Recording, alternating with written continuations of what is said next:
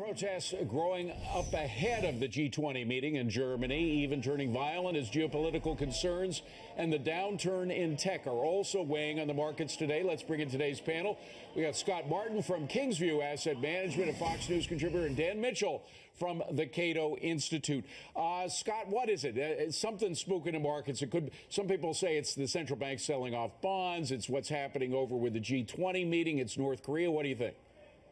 I think it's all of the above, David, and I think it's a non-farm payrolls number tomorrow. You know, we've got a string here of, let's just say, relatively weak data. I think, David, the market coming into this year, and I think certainly as we got into the spring and summer, expected economic data to pick up, and then North Korea starts to pipe up. We've got a little dissension that the G20, you mix all that together with what I'm hearing is going to be a weak jobs number tomorrow. I think you got a reason for stocks to take a pause here. So, Dan, our economy is slowing down. You know who I'm glad is not over in Germany with the president is his economic team, because as far as I can tell, Steve Mnuchin and Dan Cohen and the rest of them are fully on board with tax cuts, and that's what we need to get the economy cooking, right?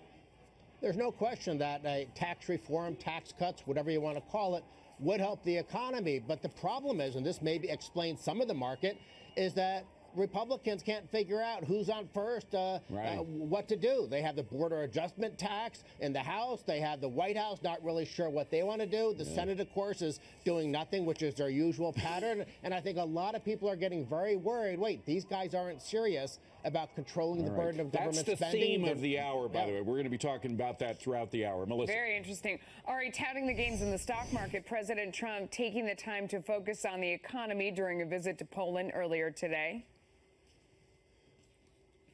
The stock market is at an all-time high. We've picked up in market value almost $4 trillion since November 8th, which was the election. $4 trillion. It's a lot of money. Personally, I picked up nothing, but that's all right. Everyone else is getting rich. That's okay. I'm very happy. Although, Dan, you can tell it sort of sticks in his craw.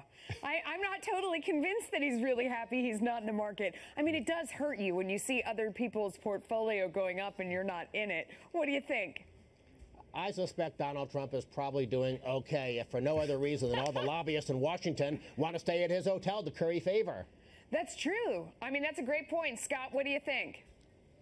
It's a hilarious comment, really. I mean, look, maybe we can all catch up to what Donald Trump's riches are. I'll tell you what's interesting, though. You look at the markets and look at the economy, and they've been built up on this hope and promise. And I don't want to involve my relationships of past, but I will. A lot of things that I did wrong were based on hopes and promises. That's what this market is binging on. And I'm telling you, if those fall short, as Dan mentioned in his opening comments, that's a problem for stocks. Wow, that might be more than we needed to know about Scott Martin. His hopes and promises of Scott Martin. Well, meanwhile, a possible wild card in an $85 billion mega media merger. The White House is discussing the possibility of using the Time Warner AT&T merger as a potential point of leverage over CNN. This, according to a report in the New York Times. Also, the New York Post is reporting on this. Dan, regulators allowing their personal prejudices to get in the way of mergers, that's never happened before, has it? It happens all the time. And this is one of the reasons why, I mean, call me a cranky libertarian, but I don't like antitrust laws, particularly because politicians and regulators and bureaucrats will use those laws to reward their friends, punish their enemies, raise campaign contributions, get the government out of the business of business, and just have an open entry for all competitors. That's what will protect consumers. That sounds good to me. Melissa. All right, doubling down on free cash for everyone. Facebook CEO Mark Zuckerberg again praising universal basic income during his trip to Alaska. I mean, come on.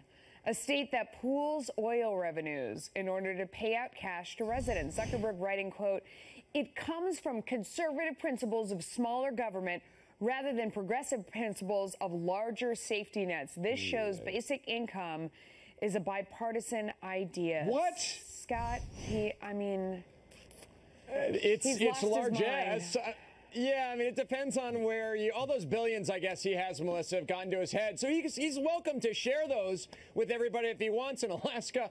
I mean, here's the thing. A basic income scares me for a lot of reasons. It takes away the incentivizing that's out there for the small business, the capitalistic society. Plus, it creates the dependency and need. And governments love this because it creates dependency and therefore control. And that's what he's after here. That's what governments have been after with all the welfare programs. And that's where he gets scary. Dan, once again, it proves my favorite point that the left and the Democrats is the party of the super wealthy elite. People just like him. He's pushing these extreme progressive Democrat agenda, and he's a billionaire.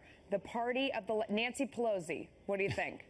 Well, I agree with what was just said. Let him give away his own money before he starts giving away others. But instead of going to Alaska, I wish he had gone to Switzerland, because last year voters, by a 78% to 22% margin, voted against a basic income, because the Swiss, unlike Zuckerberg, are sensible. Yeah.